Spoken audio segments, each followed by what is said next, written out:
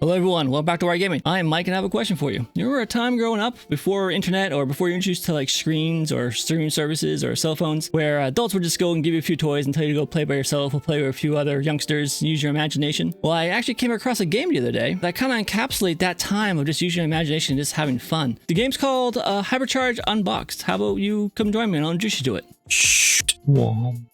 So the setting of Hypercore revolves around the idea that toys are alive and sentient, kind of like the 1998 action comedy Small Soldiers, or if you're not one of the three people who saw that, think more like Toy Story, or at least Toy Story with blaster violence. The story goes that toys are brought to life through the power of the Hypercores. These tower-like structures are placed throughout the maps, and are protected by the Defense Force, headed by Sergeant Max Ammo. Opposing the Defense Force is the big bad of the game, Major Evil, who controls the enemy toys that are sent out to destroy the Hypercores. The premise of this game is pretty simple. As a member of the Defense Force, you are tasked with fighting the enemy toys and protecting the Hypercores. The gameplay is a mix of first-person shooter, tower defense, and some exploration. Before the first wave of enemy attacks and between each wave during the level, you'll have time to go and build structures, explore the map, collect coins, and upgrade your blaster. But once the attack starts, it's all shooter action until either the last of the enemy toys are destroyed or the last of the Hypercores are demolished. So let's start at the beginning. Let's start at character creation. Since the Defense Core is made up of action figures, you can go and customize your own. Statistically, they're all the same, but you can go and change their appearance, name, and badge. For changing the appearance, you pick a base figure. There are several to choose from, so just pick the ones you like the most. You can go and change the figure's head, the body, as well as the color of the blaster. After the figure has been customized, you can create a name for your creation. Hypercharge allows you to construct a name by choosing from a list of words that you can string together. After that, you have the badge. This is an icon that's used in the game when you want to mark an area level, or if you just get too far away from your party. It's pretty basic, but it gets the job done. Last is picking the packaging that your action figure will be shipped in. There are a few to choose from, and there's even a photo mode that you can use to go and take a picture of your creation while it's still in its box, which I think is a nice touch. The last step before starting a game is just to make sure your build cards that you're going to be bringing with you are all set up correctly. We'll be going over this later on in the video. Just be sure that you have 3 cards that you want. You can't change them while you're in the middle of a game. You will be rewarded with more cosmetics, name packs, and building cards as you complete challenges throughout the game. While there is a PvP game mode, I think the most interesting part is the story mode. In story mode, each map will use a comic book to give you a little bit lore about the world. And each map has its own comic book introduction. For the gameplay though, we're going to go and look at the Hypercore Towers first. The Hypercore Towers are what you're set to defend.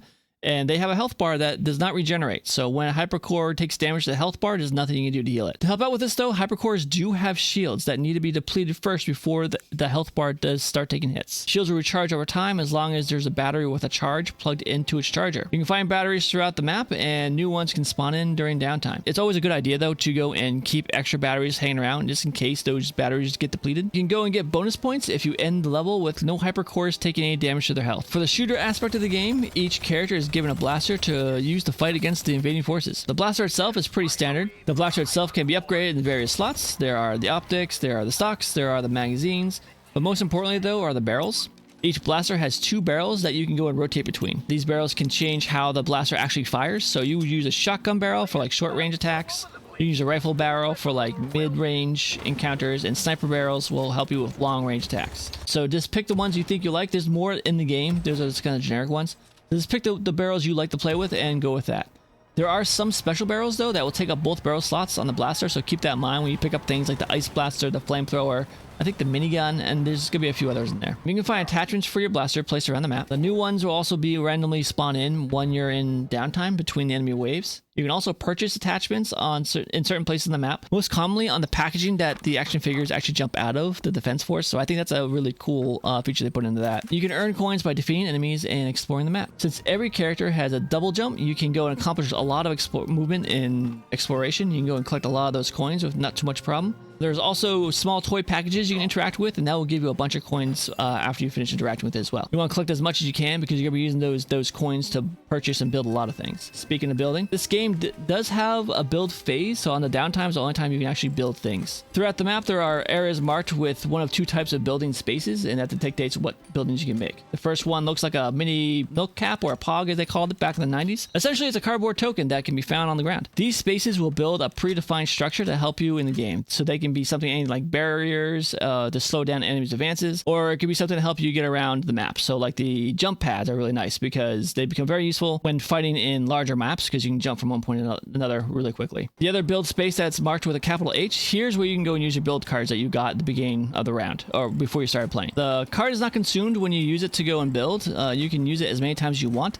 as long as there's build spaces to use and you have the money to go and spend on it. First, you have your defense cards. These are cards that create simple structures designed to impede enemy movement. So examples of this would be plastic brick walls that need to be destroyed before enemies go through it. There's also pools of glue that you can put down that will slow down enemies or even stop some of the toys. If you want something that's just either slow the advances down and it's pretty cheap, these cards are good to use. Next are going to be the trap cards. These are cards that will actually do damage to the enemy toys when they travel over that build space. Examples of these will be sea mines that once they blow up, that's it. That space is free to be built on again. There's also spike traps that will repeatedly pierce enemies on top of that section.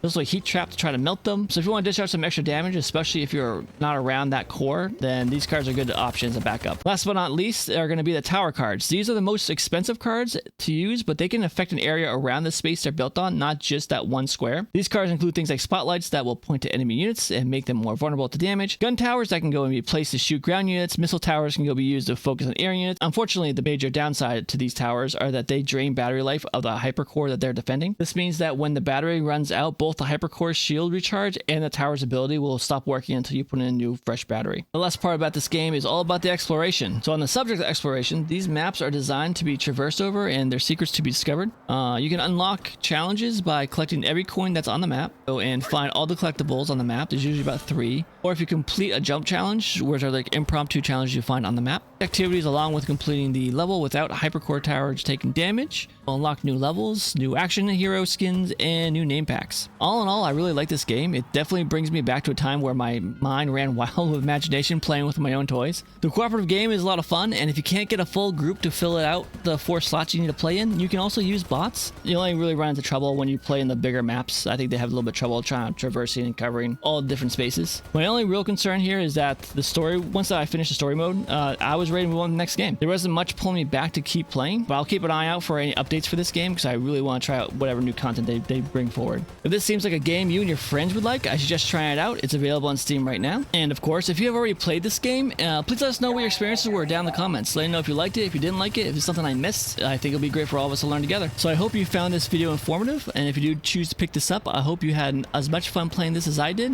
And until next time, everyone, take care.